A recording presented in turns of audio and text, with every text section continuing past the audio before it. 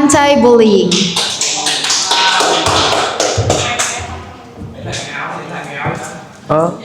Ok, quá. Đâu.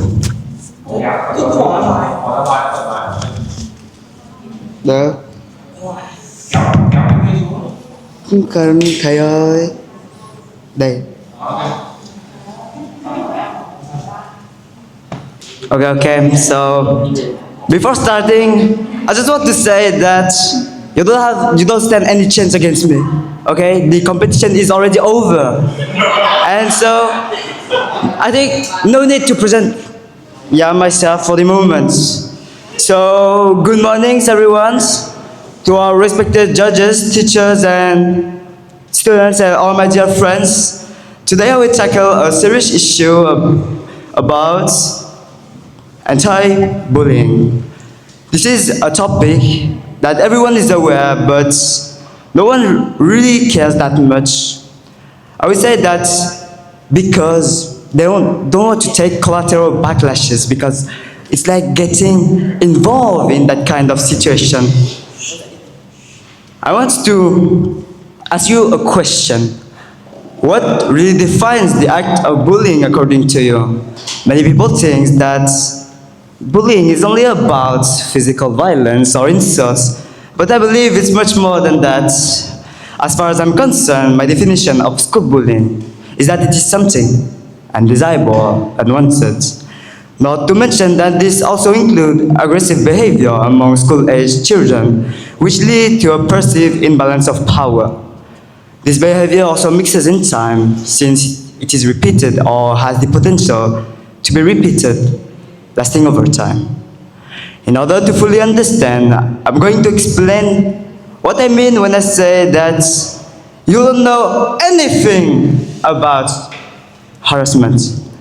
From a perspective to consider an act as bullying, the behavior must include aggressiveness as well as repetition, because it is repeated and has a high probability to happen more than once.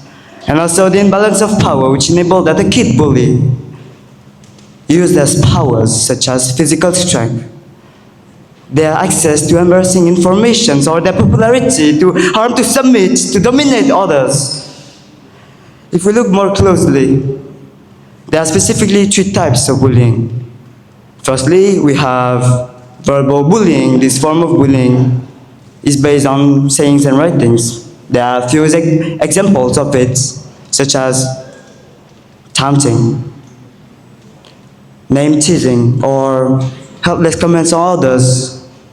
Secondly, social bullying is another version of bullying, which involves hurting someone's reputation or relationships, namely telling other children to not be friends with the victims, or just embarrassing others in public and indeed spreading rumors about them. Lastly, the most frequent aspect of bullying is, of course, physical bullying, which involves hurting someone's belongings or himself. And a case in point is to hit, to pinch, to spit, to pinch, or to kick others.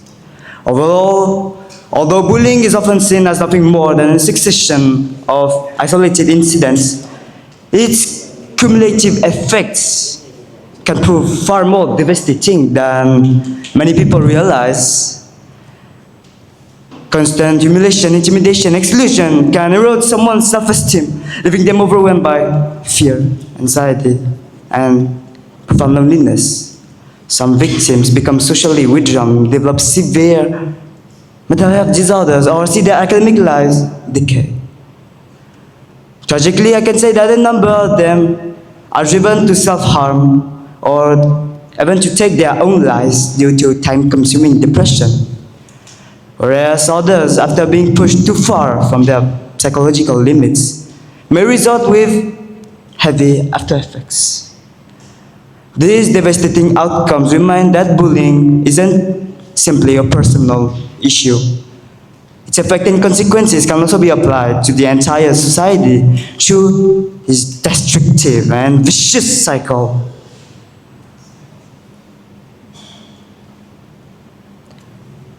Okay, so now let's dive into the solutions. We have, of course, prevention. When we're talking about bullying, prevention must always come first. Raise awareness is undoubtedly essential. Yet, genuine prevention requires more than displaying posters or doing campaigns. As I see it, it has to begin with students' open conversation. Teaching what is empathy to such young kids, or just refusing ignorance to tribal jokes that has been disguised. Teachers, parents, and students alike should learn how to recognize warning signs that have been overlooked until the situation has already escalated. For those who are currently experiencing bullying or a kind of harassment, I will only tell you once, the worst response ever to bullies is silence. You have to acknowledge that this is your enemy.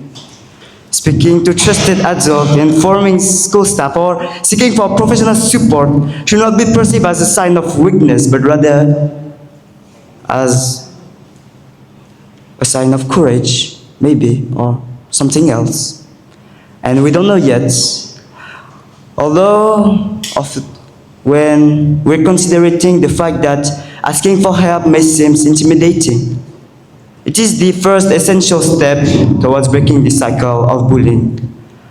Finally, each of us has the ability to change the result of such situation. Bystanders are far more influential than they often realize.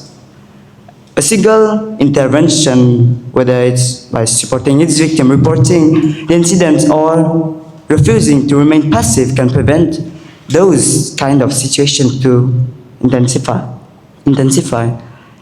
Indifference, on the other hand, frequently allow it to make it flourish or to evolve. Remember, you could be the next one, so just don't stay quiet. Take position now. In the end, fighting bullying is not solely the responsibility of its victims, but perhaps a collective duty that concerns us all. Thank you for listening, and it was the next, and in the near future, the next William Shakespeare? We don't know yet. For the moment, I pass the micro to the next participant. That was truly